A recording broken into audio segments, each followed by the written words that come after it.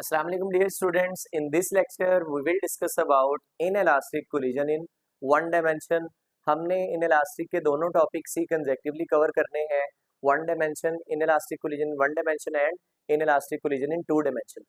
तो अभी हम डिस्कस करने जा रहे हैं inelastic collision in one dimension. Definition से आगाज करेंगे।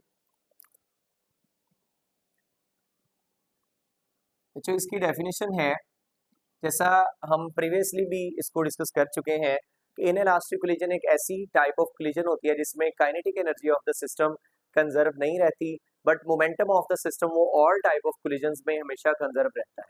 तो डेफिनेशन से आगाज करेंगे कि the collision in which kinetic energy of the system does not remains conserved, but second thing is permanent, but momentum of the system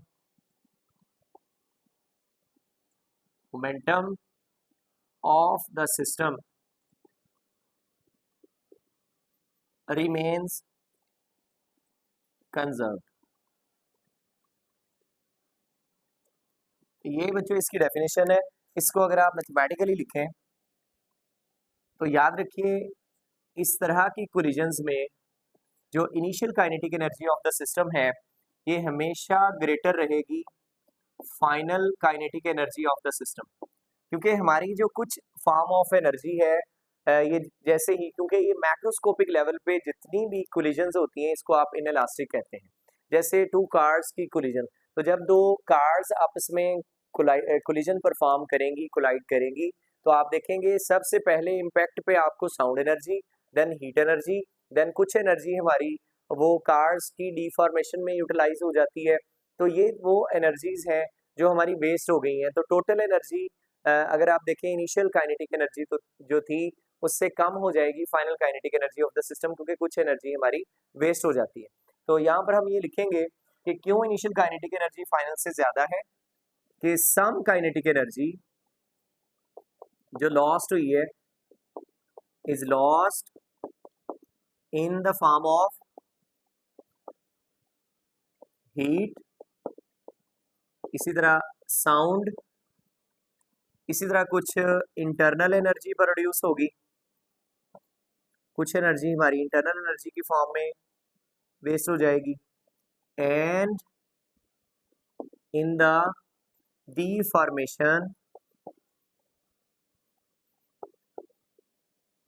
तो कुछ एनर्जी हमारी डिफॉर्मेशन में यानी कि बिगाड़ जो पैदा होगा कोलिजन के दौरान उसमें वेस्ट हो जाती है। तो ये रीजन आपने माइंड में रखनी है।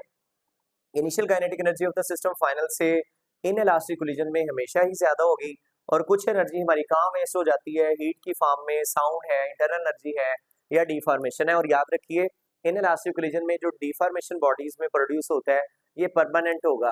इसकी आप एक एग्जाम्पल इमेजिन कर सकते हैं, जैसे मैंने आपको टू कार्स की कोलिजन का कहा, जब दो गाड़ियां आपस में टकराएंगी तो उसमें डैमेज प्रोड्यूस होगा, और ये ऑटोमेटिकली रिपेयर नहीं हो जाएगा कि कोलिजन हो रही है उसके बाद खुद ब खुद आपकी जो व्हीकल है, जो कार्स हैं वो सही हो जाएंगी, ऐसा नहीं होगा। आपकी कुछ एनर्जी जो है डिफॉर्मेशन में परमानेंटली वेस्ट हो जाती है, कुछ साउंड में चली जाएगी, कुछ हीट में, कुछ उसकी इंटरनल एनर्जीज की फॉर्म में, कुछ फ्रिक्शनल इम्पैक्ट्स की वजह से, तो ये सारी एनर्जी हमारी वेस्ट हो जाती है। सो ये कुछ चीजें आप माइंड में रखेंगे। बट सेकेंड थिंग इज कि जो मोमेंटम ऑफ द सिस्टम है, that is initial momentum of the system is always equal to final momentum of the system, और इसको अभी हम एक एग्जांपल से भी अंडरस्टैंड करेंगे। अच्छा, एक और बात आपने माइंड में रखनी है, इनइलास्टिक कोलिजन की आप बहुत ज्यादा एग्जांपल्स दे सकते हैं।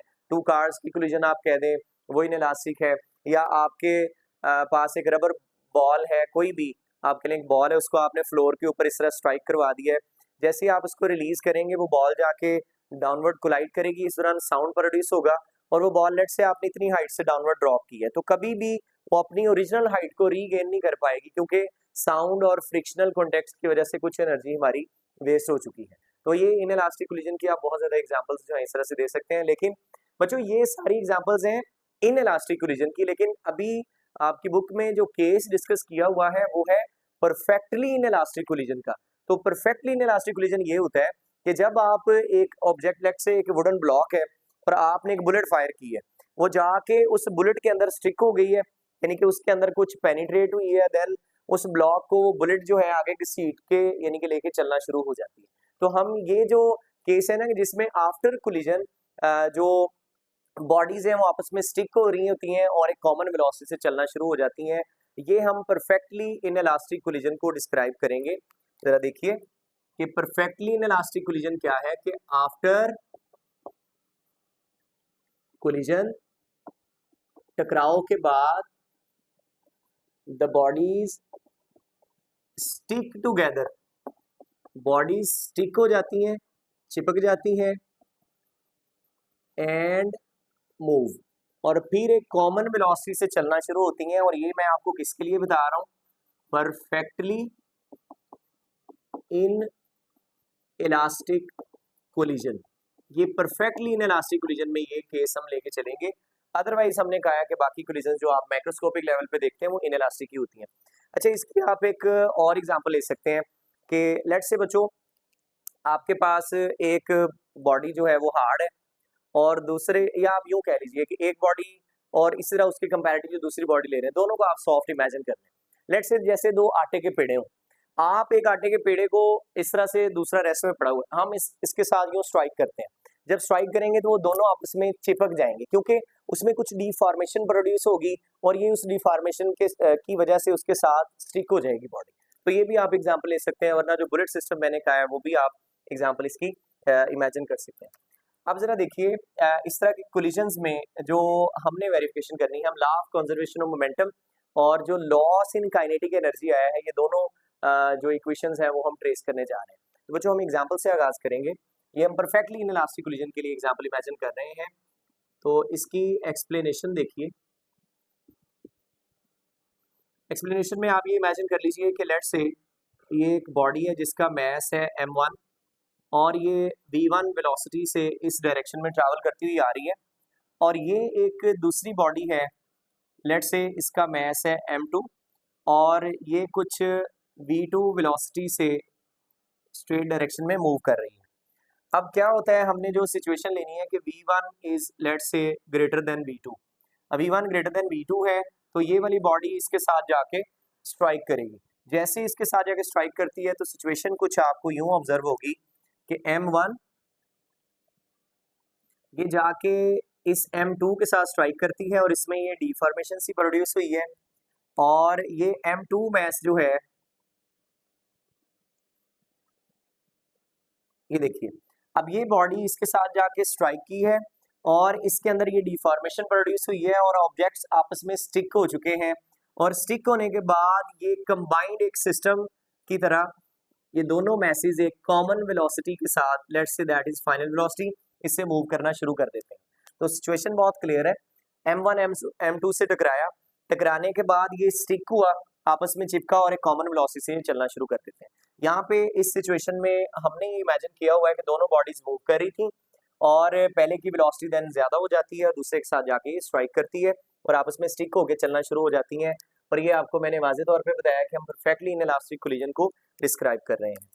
अब डियर स्टूडेंट्स, हमने इसके ऊपर अप्लाई करना है law of conservation of momentum.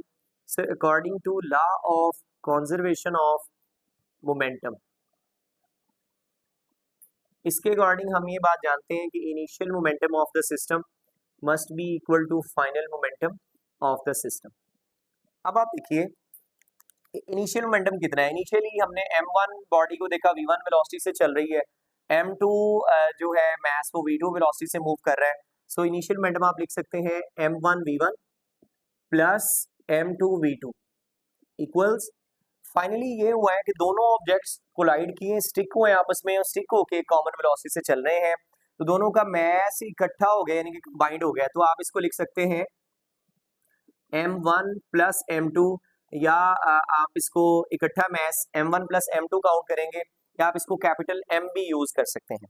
लेकिन आप इसको इस तरह से लिखेंगे कि m1 मास और m2 मास ये एक ही वेलोसिटी से चल रहा है, तो आप इसे सिंपली लिखेंगे m1 प्लस m2 और ये सिंपल एक ही वेलोसिटी है, सो vf से आप इसको रिप्रेजेंट करेंगे।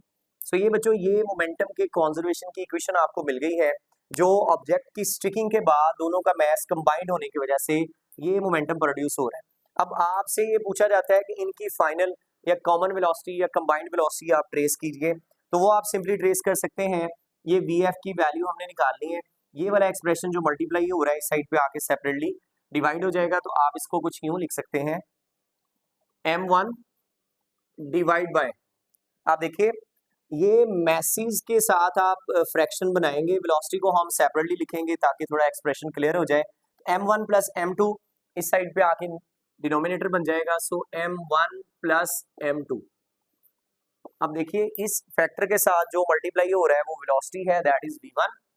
इसी तरह सेकंड वन देखिए m2 v2, अब m2 v2 है m2 डिवाइड बाय, इस तरह से आप लिखेंगे m2 divide by m1 plus m2, और इसके साथ जो वेलोसिटी मल्टीप्लाई हो रही है वो है v2, यहाँ पे आप लिखेंगे v2।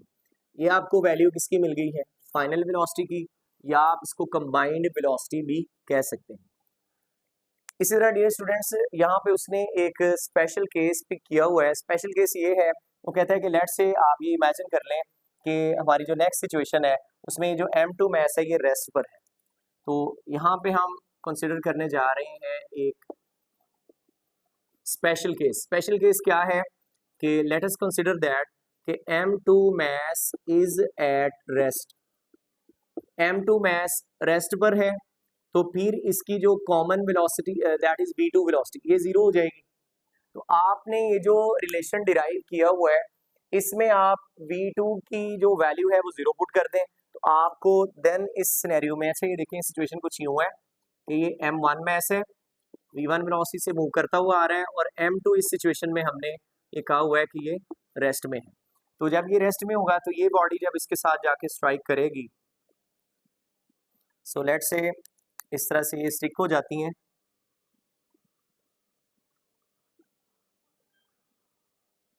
सही है, इसको आप कह लें m1 दैट इज m2, और फिर ये कंबाइंड वेलोसिटी से फॉरवर्ड डायरेक्शन में चलना शुरू हो जाती हैं।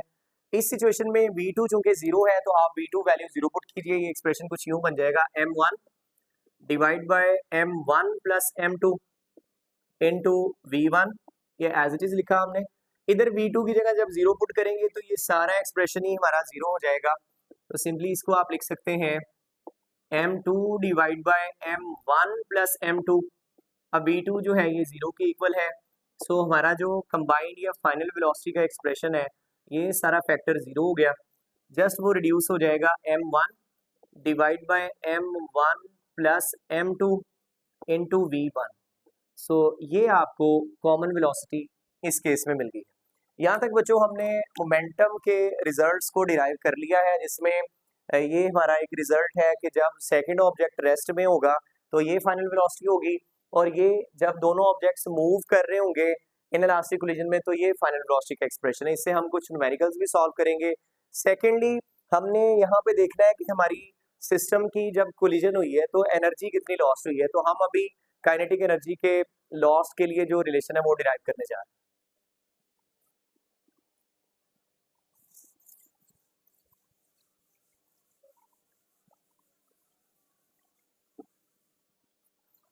आप तब तक बच्चों इसके नोट्स बना लें जल्दी से, इंपॉर्टेंट लॉन्ग क्वेश्चन है।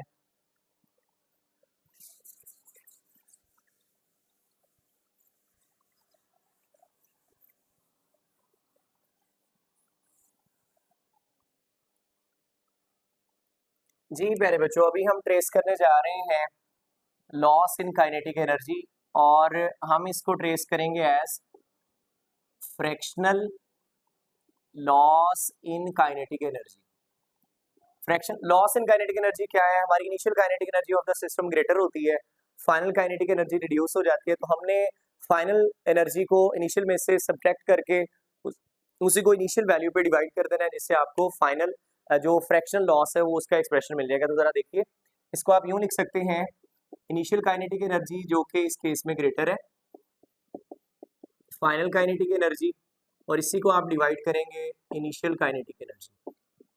तो बच्चों यहाँ पे आप इसकी वैल्यूज पुट कर दें, सिचुएशन हमारे सामने थी कि हमारा m1 मास भी मूव कर रहा था इनिशियली जो हमने सिचुएशन ली, और m2 भी कुछ v2 वेलोसिटी से मूव कर रहा है। सो इसको आप यूँ लिखेंगे, ज़रा देखिए, m1 मास भी मूव कर रहा था v1 वेलोसिटी से, और इसी तरह m2 मास भी v2 वेलोसिटी से मूव कर रहा था, और ये जब आपस में कोलाइड किए हैं तो इस तरह का एक्सप्रेशन हमने लिया कि ये दोनों एक कंबाइंड वेलोसिटी से ट्रैवल करेंगे। अब यहाँ से आप काइनेटिक एनर्जी इनिशियल का फॉर्मूला निकालिए, ये हमारी मेन इक्वेशन आप कह लें, इक्वेशन 1। इसके लिए हमने वैल्यूज डिराइव करनी है अभी। Dear students, initial kinetic energy of the system अगर आप देखें तो ये किसके इक्वल है, सही है, इसको हम सेम वैल्यूज प्रोसीड करेंगे directly, divide by initial kinetic energy which equals, values put कीजिए। इनिशियल काइनेटिक एनर्जी देखें, ये मास m1 v1 वेलोसिटी से मूव कर रहा है, सो काइनेटिक एनर्जी इसकी आप लिखेंगे हाफ m1 v1 स्क्वायर। इसी तरह जो final kinetic initial kinetic energy में हमारा m2 मास भी मूव कर रहा है, तो इसके लिए भी आप लिखेंगे that is half m2 v2 square minus final kinetic energy, दोनों की कंबाइंड है, सो मैसेज आप इकट्ठे लिखेंगे कि 1/2 m1 plus m2 into final velocity है vf, तो इस सारे जो vf है, vf का हमने स्क्वायर लिखना है। इस तरह से ये आप लिख लेंगे, देखिए half m1 v1 square initial kinetic energy of first ball, half m2 v2 square initial kinetic energy of second, तो ये टोटल इनिशियल हो गई। आफ्टर कोलिजन ये जो vf के साथ है, दोनों में मैसेज कंबाइंड है, that is m1 plus m2, तो ये vf वेलोसिटी से चले तो half m1 plus m2 into vf square. अभी बच्चों इसको हमने इनिशियल काइनेटिक एनर्जी पे डिवाइड करना है, सो इनिशियल काइनेटिक एनर्जी हमारी simple half m1 v1 square plus half m2 v2 square. So ये आपको एक एक्सप्रेशन मिल गया है जिसमें अगर दोनों सिस्टम हमारे मूव कर रहे हों तो आप fractional loss in kinetic energy trace कर सकते हो। अभी इसका भी हम स्पेशल केस एक पढ़ने जा रहे हैं, उसी तरह से जैसे हमने मोमेंटम का पढ़ा था, तो बच्चों स्पेशल केस ये है कि आप उसी तरह से इमेजिन कर लें कि m2 मास हमारा रेस्ट में है, m2 mass is at rest, तो डेफिनेटली इसकी जो वेलोसिटी है ये जीरो हो जाएगी। तो आपने इसी एक्सप्रेशन में जिधर v2 लिखा हुआ है वहां पे आप जीरो पुट करना है, तो ये हमारा रिलेशन कुछ रिड्यूस हो जाएगा।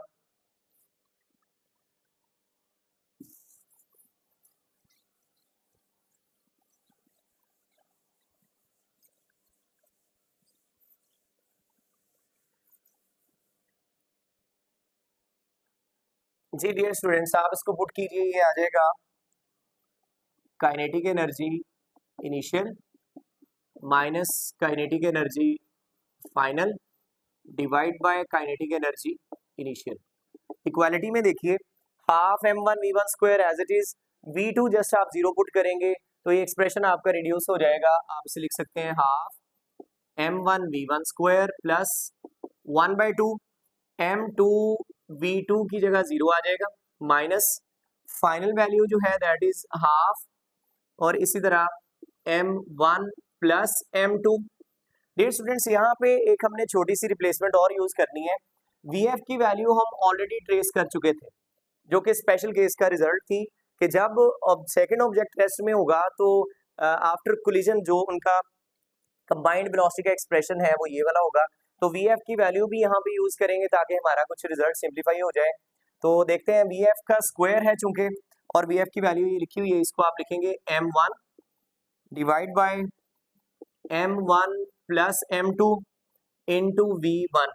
लेकिन इस फाइनल वेलोसिटी का चूंकि स्क्वायर है तो आप वहां पे वो जो वैल्यू पुट की उसका भी स्क्वायर यूज करेंगे, तो सिंपली इस सारे फैक्टर का स्क्वायर, और इसकी ओवरऑल डिवीजन में इनिशियल काइनेटिक एनर्जी का एक्सप्रेशन आपने एज इट इज लिखना है, जो कि था half m1 v1 square plus 1/2 m2 v2 की जगह आपने जीरो यहाँ पे भी पुट कर देना है। अब आप देखिए हमारा ये रिलेशन जो है सिंप्लीफाई हो चुका है, ये जीरो हो जाएगा, ये एक्सप्रेशन भी जीरो है, और देन हम वो स्क्वायर भी एक्सपेंड करेंगे, तो आप इसे लिख सकते हैं हाफ m1 v1 स्क्वायर, इसी तरह ये फैक्टर जीरो हो गया है, माइनस 1/2 m1 प्लस m2 और इसका स्क्वायर आप एक्सपेंड कर दीजिए, m1 का square divide by m1 plus m2 इसका स्क्वायर इंटू v1 स्क्वायर, तो v1 को आप यहीं पे लिख लें v1 स्क्वायर।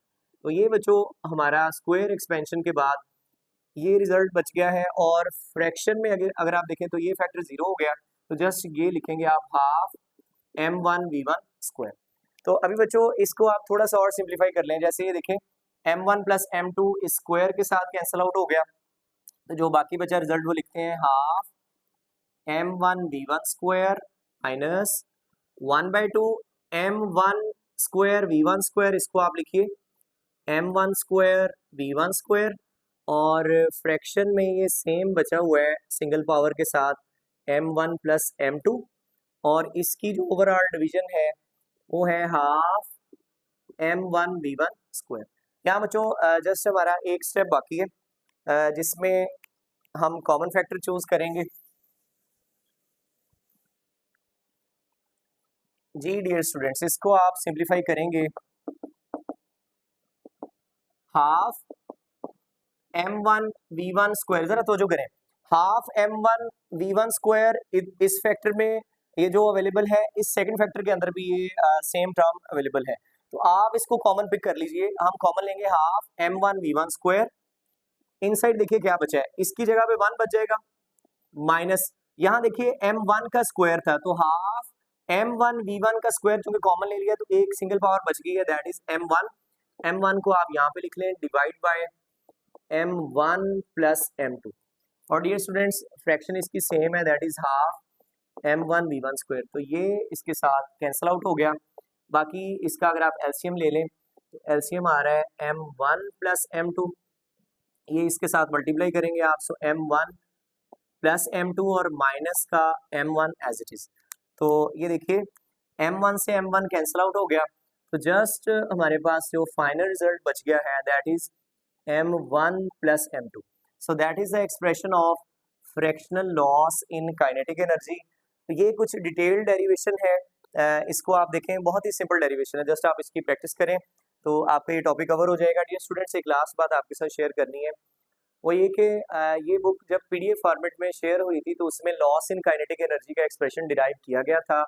फाइनली जो पब्लिश हुई है उसमें ये पार्ट स्किप कर दिया गया है, तो इसकी कोई तुक नहीं बनती, क्योंकि इन इलास्टिक कोलिजन में लॉस इन काइनेटिक एनर्जी एक मेजर पार्ट होता है। तो आपने इसको डिराइव करना है, इसको अच्छे से आप मुकम्मल कीजिए, अपने नोट्स में ऐड कीजिए। नेक्स्ट लेक्चर में हम in elastic collision in 2 dimension को डिस्कस करेंगे, तब तक के लिए अल्लाह हाफिज़।